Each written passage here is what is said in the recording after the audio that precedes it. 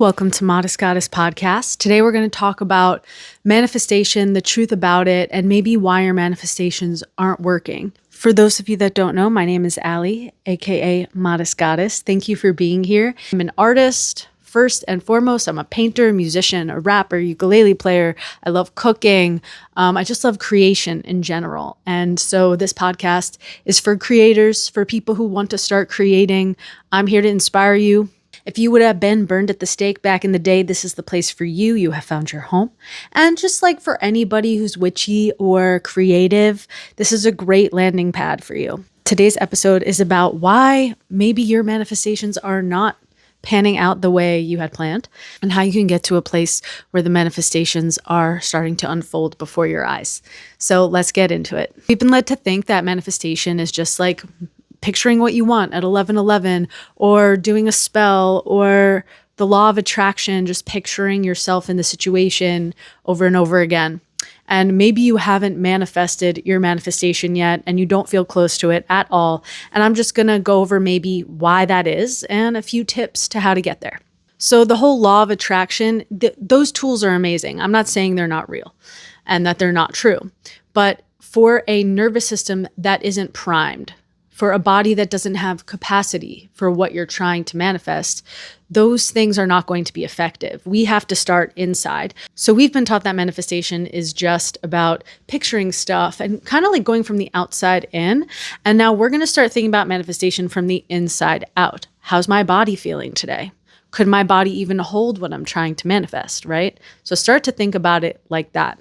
I'm going to give you an example so you can understand what I mean. So I was in a duo back in the day. I actually performed on stage for 10 years. Some of the years I was just live painting, but most of them I was live painting and singing. And every time I would get on stage, essentially my nervous system would freeze.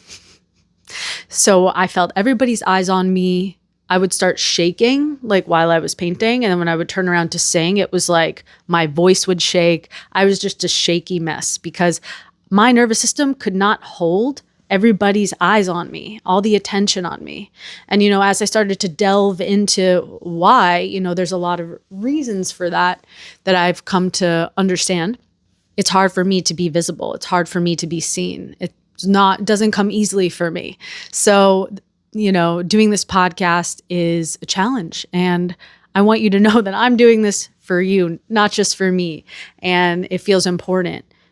So when that's kind of how performing felt for me. It felt really important. It felt like something I had to do. I had a really dysregulated nervous system and I could not hold performing. And at the same time, I would manifest for my project to blow up and become famous and people to find my music. I would put a lot of intention and prayer. I would meditate on psychedelics. I would do so much to try and make this project pop off. And you know what? We got gigs or whatever, but it never truly popped off. And I am so grateful, because my life wasn't in alignment. I was not performing with somebody I felt creatively safe with. And also, my nervous system could not hold, if we did blow up and then we were performing every weekend with, on big stages with all the eyes on me, I couldn't hold that. I would literally probably just break down.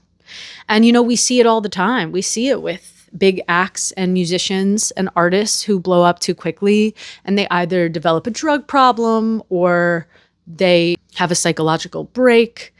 Or they get very inflamed egos. We see these examples all the time of people who, their manifestations came true, but they just couldn't hold them yet or can't hold them. And then they crash out and burn out. And I know that's definitely what would have happened to me. So if your manifestations aren't happening yet, try and just have some gratitude and perspective because the big picture is maybe you're not ready for it yet. Maybe you don't have that primed nervous system yet. So I started doing somatic work. And if you're not familiar with that, it refers to the soma, the body, and just like how our body holds memories and your body keeps the score. Maybe you've heard of that book. It makes so much sense because our bodies go through our lives with us that we would hold memories and pain. A lot of the time, there's just stuck things in our body, and we don't even need to sometimes like identify exactly what it is that happened to start to move tension out of the body where it could be blocking us. So I started working with somatics. And once I started working with somatics, I did a course with Holistic Life Navigation. He's amazing. I would definitely give him a follow and check out his work. If you really just want to get to know somatics, he has an amazing podcast. He really breaks down just kind of what somatics is. And I took his course and I started just kind of like actually feel into my body for the first time. And becoming embodied, I started to realize that my life was out of alignment. I was living in New York with a partner I didn't feel creatively safe with, trying to create with. And nothing in my life was in alignment. And I started to physically feel it. My home started not feeling like my home. New York started not feeling like my home. My partner started not feeling like my partner. I just didn't feel in alignment physically. And that's when things started to move and things started to change. So I started to do the inner work. And maybe for you, it's not somatics. Maybe for you, it's some other inner work. But what I'm saying is until we're in alignment internally, the outside will not rearrange itself to match us. So you might even notice once you start doing somatic work that you want different things. You actually didn't know that you wanted that. And it really blows your mind. Like it's probably going to be around the same, in the same ballpark, but just little things are just a little bit different. And it's really such a beautiful practice, somatics. So another example, how I manifested my person. So once that started happening, I felt kind of out of alignment. I was polyamorous at the time. So I had a boyfriend who lived in Florida. And I would start to feel physically, because I was doing the somatic work, that Florida started feeling more like my home than New York did. And I knew that something had to shift, and I knew that something had to change. Eventually, I got divorced, moved here. But I couldn't have sustained the relationship with my partner currently if I did not do the inner work to treat him right. I couldn't sustain this amazing relationship with him if I didn't learn how to treat him right, if I didn't learn self-love, these kinds of things. And not that you have to be perfect or anything at those types of things, but just getting started is going to attract a partner to you that's going to be your divine mirror. How can you manifest a partner if you do not have done the inner work and prime your nervous system to have capacity to be loved? Because you at least starting to develop love for yourself. So here we are. I'm in Florida. I still have the same dreams. I'm working to release my new single called Sacred Wave. And it's releasing, I think, next month. So I'm really excited about that. So I still have similar dreams. And I realized once I got here, like, damn, I really got to work on my visibility stuff, on being seen. How am I so I started my podcast. This is all very meta. I started Modest Goddess. I think I did 9 weeks consistently. And then I just completely fell off. And I had a really good friend pass away. And that just showed me that I haven't been holding space for grief at all. I moved here. I started the podcast. I made my website. I was just going. And I never really gave myself the time to just grieve the death of my good friend, and also the death of my old life and all my friends that I had to leave. I didn't take time to grieve. And I think it's been 8 months since I filmed Modest Goddess, and I really had to do so much work. And it started with the grieving. And then once I kind of started to move through the grief, I started to rebuild and realize that I have really intense body issues, like dysmorphia, just like staring at the mirror and saying mean things to myself. I think a lot of us struggle with that. And then I started following someone named Joanna Sanchez. And if you don't know Joanna Sanchez, check her out. She's amazing. I started doing her program about body shame, and just really facing my inner world and my inner self and moving through these really deep somatic meditations. I really cannot even describe to you the things I have moved through in my body relating to exercise, food, mirror work.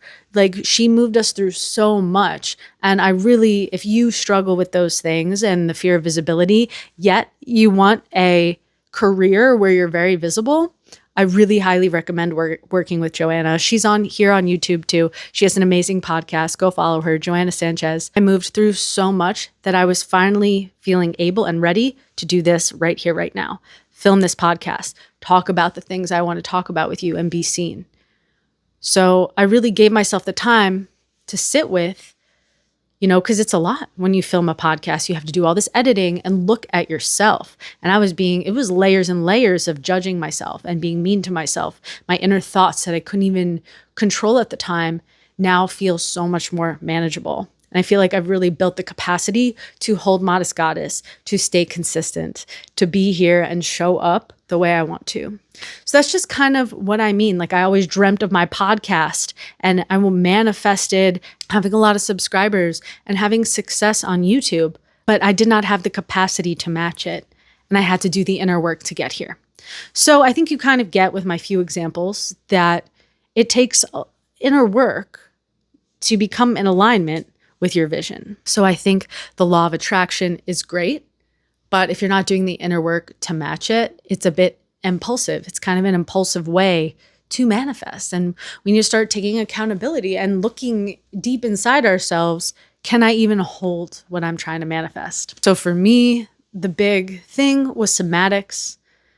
It might be something different for you, but I do highly recommend just getting into somatic work.